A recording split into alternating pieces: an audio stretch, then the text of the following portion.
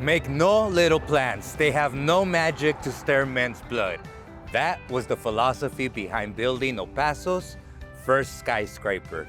The architectural vision of the building was designed by the renowned Chicago architects Daniel Burnham and John Wellborn Root of Burnham and Root. The firm was responsible for numerous iconic buildings, including the Flatin Building in New York.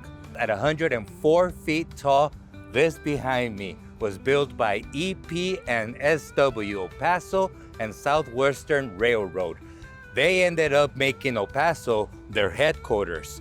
One of the interesting things about this is that it was one of El Paso's first buildings to have reinforced steel. This allowed it to have much wider windows.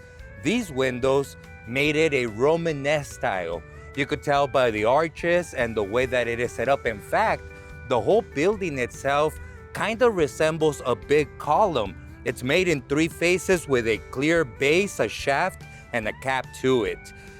The cool stories behind this building is that in the revolution, the Mexican Revolution era, the U.S. military intelligence used to stand on the rooftop and observe the fight across the border.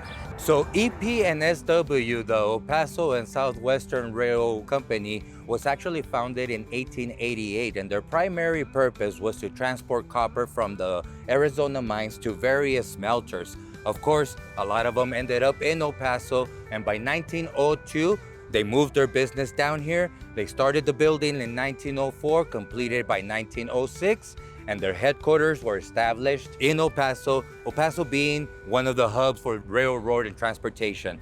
Now, one of the more juicy stories about this building is that there is supposed to be tunnels. I know we hear tunnels all over El Paso. This is one of the buildings that everybody refers back to. Make sure you guys come check it out. It is now the PNC Bank. Beautiful building.